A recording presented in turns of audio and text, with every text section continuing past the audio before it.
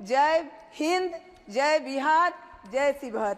बहुत बहुत धन्यवाद। श्री चंद्रशेखर जी। माननीय सभापति जी, जय भीम। महामहिम राष्ट्रपति जी के अभिभाषण पर धन्यवाद प्रस्ताव पर बोलने को आपने मुझे अवसर दिया, इसके लिए मैं आपका आभारी हूं। सभापति महोदय, सर्वप्रथम मैं बहुजन समाज में जन्मे सभी संतों, गुरुओं, महान पुरुषों को नमन करता हूं, जिनमें महात्मा ज्योतिबा फूले, डॉक्टर बाबा साहब अम्बेडकर और मान्यवर काशीराम साहब को मैं याद भी करता हूं आज के दिन पर।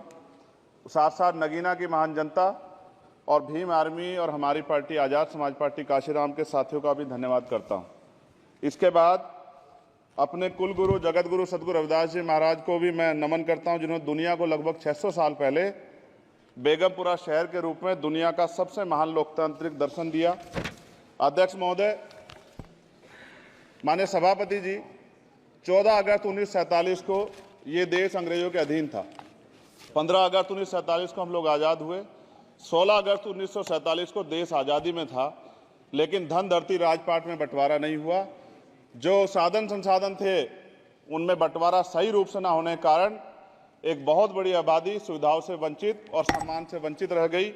उनको सम्मान देने के लिए और अंतिम व्यक्ति तक सुविधाएं पहुंचे, इसके लिए लोकतंत्र की व्यवस्था हुई। लेकिन आज़ादी के 70 साल बाद भी हम कहाँ खड़े हैं, इस पर ये चिंता का विषय है। मैं मानता हूं कि सामाजिक न्याय तभी होगा माननीय सभापति जी, जब जातीय जनगणना पूरी होगी और जातीय जनगणना कराई जाएगी और साथ साथ संख्या के आधार पर आरक्षण जो है वंचित वर्गों का बढ़ाया जाएगा। उसके साथ साथ जब राष्ट्रपति जी अभिभाषण पे बात रख रही थी तो उन्होंने शहरी और ग्रामीण क्षेत्रों के विकास की बात कही और ये भी कहा कि दुनिया में सबसे उत्तम शहर हमारे यहाँ बने। लेकिन माननीय सभापति जी, 70% आबादी तो गांव में निवास करती है, तो गांव की आबादी के बारे में भी सोचना होगा कि उनका जीवन कैसे बदले। माननीय सभापति जी, उच्च शैक्षणिक संस्थानों में बहुजन समाज के जो छात्र हैं उनके साथ कास्ट एट्रोसिटी हो रही है, निरंतर उनकी हत्या हो रही है। साथ साथ जो सरकारी कर्मचारी हैं दफ्तरों में, उनके साथ भी जो SC ST OBC और मुस्लिम और अन्य धार्मिक अल्पसंख्यक, उनके साथ भी माननीय सभापति जी जातिगत और धार्मिक जो है शोषण किया जा रहा है। इसलिए मेरी मांग भी है कि पुरानी पेंशन को भी अध्यक्ष जी बहाल किया जाए। जो कर्मचारी देश की सेवा में लगे हैं उनका भी सम्मान होना चाहिए। साथ साथ सभापति जी, भाजपा ने चुनावी लाभ के लिए सबका साथ सबका विकास के नारे दिए जो खोखले हैं, क्योंकि 10 साल में दलित, पिछड़े, आदिवासी, मुस्लिम और अन्य धार्मिक अल्पसंख्यक के जो अत्याचार हुए हैं वो किससे छिपे हुए नहीं हैं। ये गलत है, ये बंद होना चाहिए।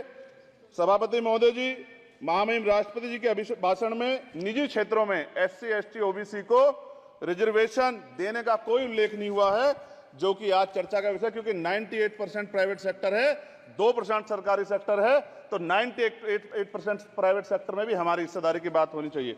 माननीय सभापति जी, आशा कार्यकर्ताओं, आंगनबाड़ी वर्करों, भोजन माताओं के वेतन वृद्धि पे भी कोई उल्लेख नहीं हुआ है, वो भी अभी नंगे, उन पर भी सोचना पड़ेगा। माननीय सभापति जी, जिस क्षेत्र से मैं चुन के आया हूं नगीना से, वो बहुत पिछड़ा क्षेत्र है। उस क्षेत्र में कोई विशेष आर्थिक पैकेज नहीं दिया गया, रोजगार की सेवाएं नहीं है, नौजवान पलायन करता है। IIT, IIM, एम्स, केंद्रीय विद्यालय आदि शिक्षा में और चिकित्सा संस्थानों की स्थापना होनी चाहिए, जो कि नहीं है।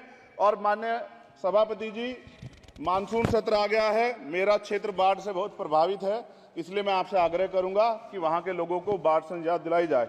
माननीय सभापति जी, चीन हमें आंख दिखा रहा है और लगातार हमारे देश की सीमाओं में घुसपैठ कर रहा है, इसलिए अग्निवीर योजना को हटाकर पुनः सेना भर्ती शुरू की जाए और साथ साथ भारत की सबसे प्राचीन व बहादुर रेजिमेंट में से एक चमार रेजिमेंट को पुनः बहाल करा जाए, ऐसा भी मेरा आपसे आग्रह है। माननीय सभापति जी, पिछले सारे प्रधानमंत्रियों ने मिलकर जितना कर्ज लिया है उससे दुगना कर्ज हमारे वर्तमान के प्रधानमंत्री जी ने लिया है। किसान अगर अपना कर्ज माफ कराने के लिए जाता है तो लाठी झेलनी पड़ती है, जबकि सरकार ने धन्ना सेठों का 15 लाख करोड़ रुपए माफ किया है। इस ओर हमें ध्यान देना पड़ेगा, हमारी आने वाली पीढ़ियों को ये कर्ज चुकाना पड़ेगा। माननीय सभापति महोदय जी, किसानों को MSP की लीगल गारंटी तथा किसानों का कर्ज माफ होना चाहिए। साथ साथ 2 अप्रैल 2018 को SC ST के बच्चों पे बहुत बड़े पैमाने पे मुकदमे लगे थे, वो हमारी लड़ाई सही थी, ये सुप्रीम कोर्ट ने माना और बाद में सरकार ने माना, वो मुकदमे तुरंत वापस होने चाहिए। माननीय सभापति जी, प्रेस जो है उस पे भी शिकंजा कसा जा रहा है। जो पत्रकार सरकार खिलाफ बोलता है नौकरी से हाथ धोना पड़ता है, और सोशल मीडिया हमारा हथियार है, उस पे तरह तरह के प्रतिबंध लगाए जा रहे हैं और विरोध करने वालों को सोशल मीडिया हैंडल भी सस्पेंड करा दिए जा रहे हैं। साथ साथ सभापति जी, पेपर लीक और परीक्षाओं के कैंसिल होने से देश के नौजवानों का भविष्य खतरे में है। नीट, यूपी सिपाही भर्ती सभापति जी और 69,000 शिक्षक भर्ती में आरक्षण घोटाला हुआ है, कोई पूछने वाला नहीं, खून के आंसू रो रहे हैं बच्चे, बेरोजगारी का दंश युवा झेल रहे हैं। इसलिए मेरा आग्रह है कि युवाओं के लिए कृपया समाप्त करें चंद्रशेखर। माननीय सभापति जी, मैं पहली बार बोल रहा हूं, आप कहेंगे मैं बैठ जाऊंगा, मैं आपकी बात, मैं संवैधानिक मर्यादा का पालन करूंगा, मगर हम तो माननीय सभापति जी सुन ही रहे हैं। आप बोलिए, 1 मिनट। धन्यवाद, धन्यवाद। 1 मिनट और बोलिए। अध्यक्ष सभापति जी, नारी सम्मान की बात करने वाली सरकार, हमने मणिपुर देखा सर, हमने पहलवान बेटियों का हर्ष देखा सर, और हमने सर हाथरस की बेटी का हर्ष देखा सर, और हाथरस के परिवार को जो वादा किया था सरकार ने वो भी पूरा नहीं किया। और महिलाओं में भी, स्पेशली दलित, पिछड़े और मुस्लिम वर्ग की, आदिवासी वर्ग की महिलाओं के साथ आज भी एनसीआरबी का डाटा कहता है सर जो जुल्म हो रहा है वो सहनीय नहीं है सर। साथ साथ कोविड में तैरती, हमने कोविड में बहुत सुना सर, कोविड में तैरती लाशें भी गंगा में हमने देखी है सर, और मजदूरों का हाल भी हमने देखा है। सभापति जी, बस सब समाप्त कर रहा हूं। नोटबंदी पे छोटे मजले उद्योग की जो कमर टूटी वो भी हमने देखी है।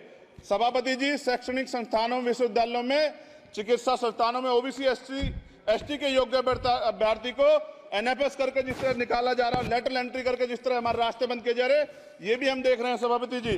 साथ साथ मेरा ये कहना है सर, ये सबका इशू है कि प्राइवेट कर्मचारी सर और सरकारी भी कई जगह पे 8 से ज्यादा घंटों से काम करते हैं, और उनको जो सर उचित वेतन भी नहीं मिलता, तो न्यूनतम वेतन 20,000 रुपए तय हो और 24 घंटे की ड्यूटी। उदाहरण के तौर पे यूपी पुलिस सर बहुत पूरा काम करते हैं वो लोग। वो राज्य के विषय हैं, आप यहाँ सर मैं आपके राज्य सरकार के लिए भी आपके संज्ञान में डाल रहा हूँ विषय सर। पुलिस सब जगह है सर, लेकिन सवाल ये है सर, बहुत पसीना बहाते हैं, 8 घंटे की ड्यूटी और वेतन विसंगति, वोटर स्कीम से उनको जो बाहर किया जाए।